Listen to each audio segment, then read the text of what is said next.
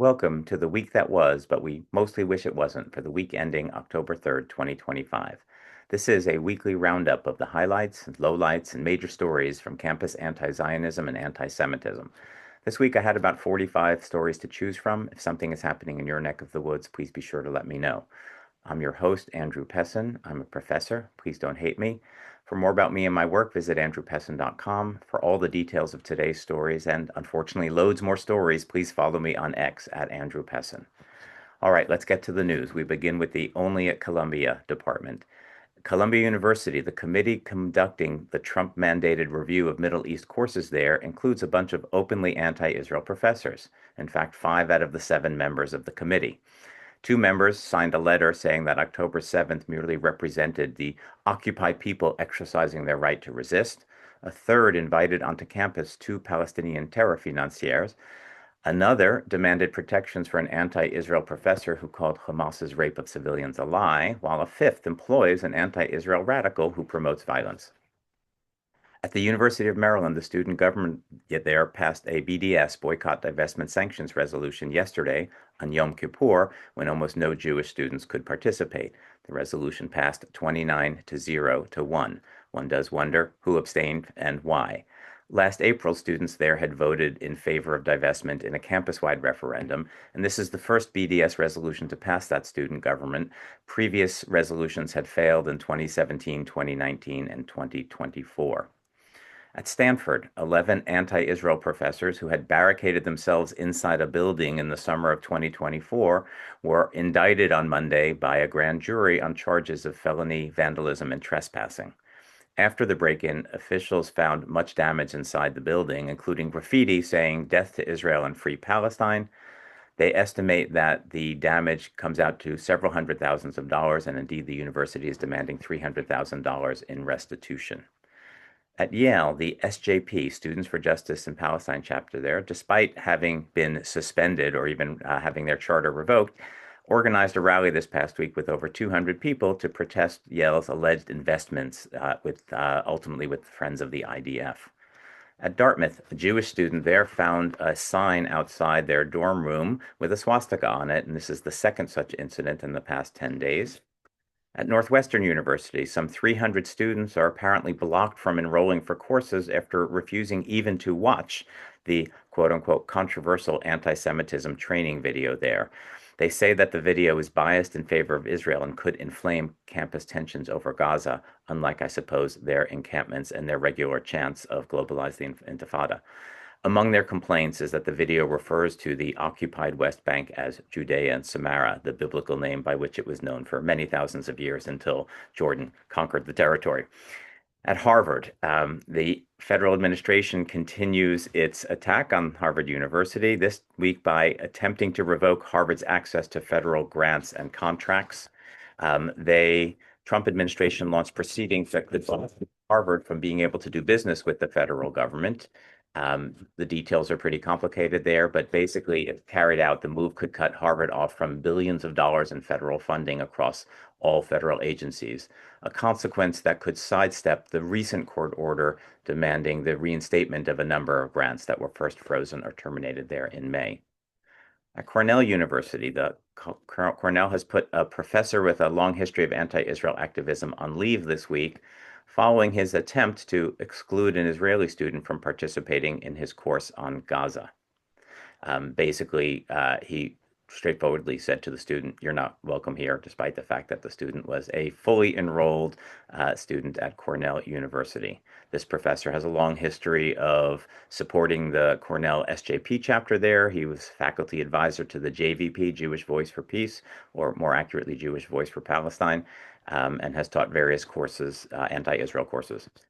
California State University. The Trump administration has launched an investigation into alleged anti-Semitism at all 22 campuses of the Cal State University system. This comes after a wave of on-campus protests against Israel last year. The University of Nevada, Las Vegas, is the latest university where the federal government has launched a Title VI anti-Semitism investigation, again over campus responses to the October 7th massacre.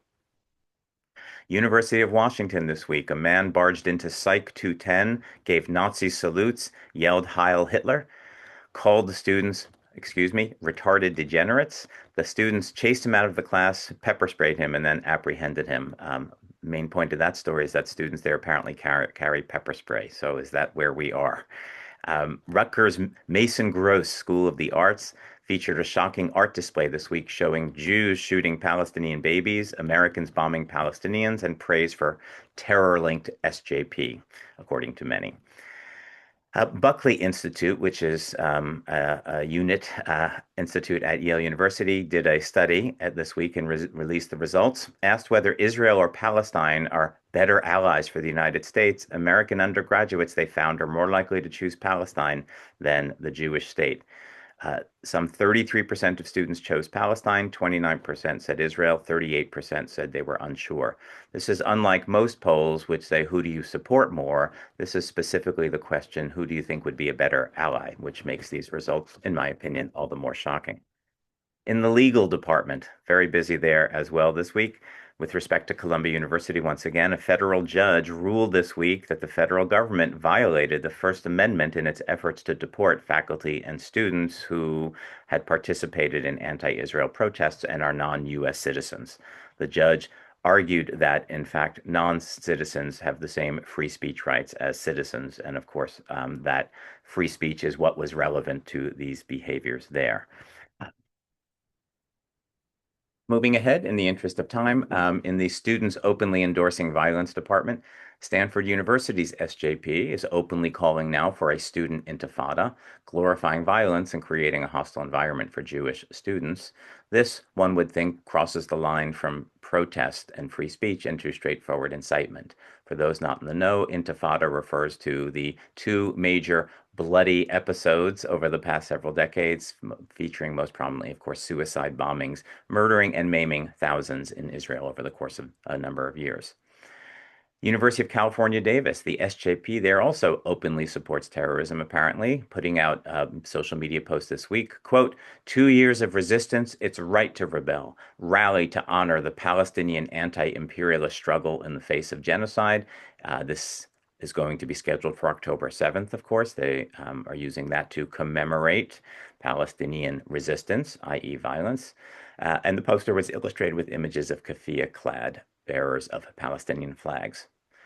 The K through 12 department continues to have a lot going on this week. K through 12 teachers associations offering professional development credits to teachers who attend an anti-Israel conference. In particular, the Seattle Education Association and the Portland Association of Teachers have partnered once again with a group called Rethinking Schools for a Teaching for Social Justice conference. Rethinking Schools has published a Teaching Palestine curriculum, which is a resource for teachers, which of course paints Israel as apartheid, settler colonialism, and attempts to put Hamas's terror attack on October 7th in context. And indeed, these teachers have been told that they will get professional education credit for participating in these episodes. In Philadelphia, Philadelphia teachers plan on October 7th, of course, a pro-Hamas rally.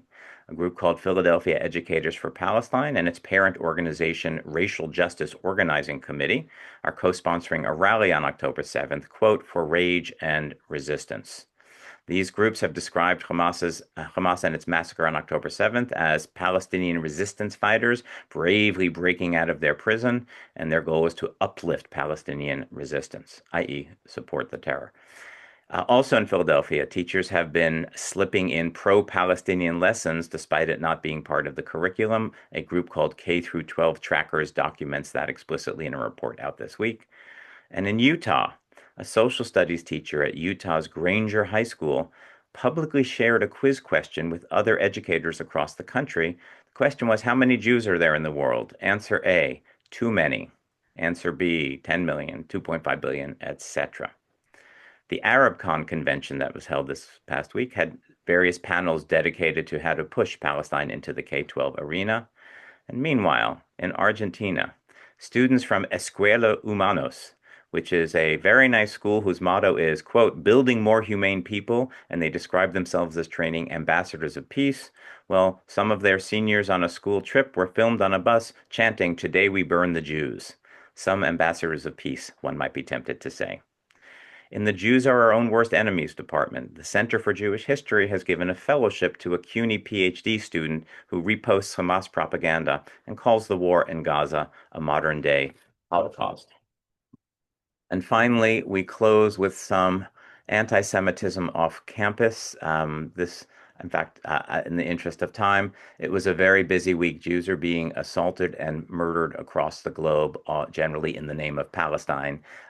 Most poignantly, just yesterday, of course, two Jews were murdered in Manchester, England, during Yom Kippur services at their synagogue. We have the incident of the Argentina students saying, "Today we burn the Jews." We have Jews being beaten up and shoved in France and Turkey, and Australia and Germany. And meanwhile, in Germany, they foiled a Hamas cell there planning to do a mass terror attack against Jews, and so on. These are very difficult and dangerous times for the Jewish people. Well, that's the news, unfortunately. Tune in next week to see what fresh horrors next week will bring. Again, I'm your host, Andrew Pessin at andrewpessin.com, and hoping everyone manages to keep it together until next time.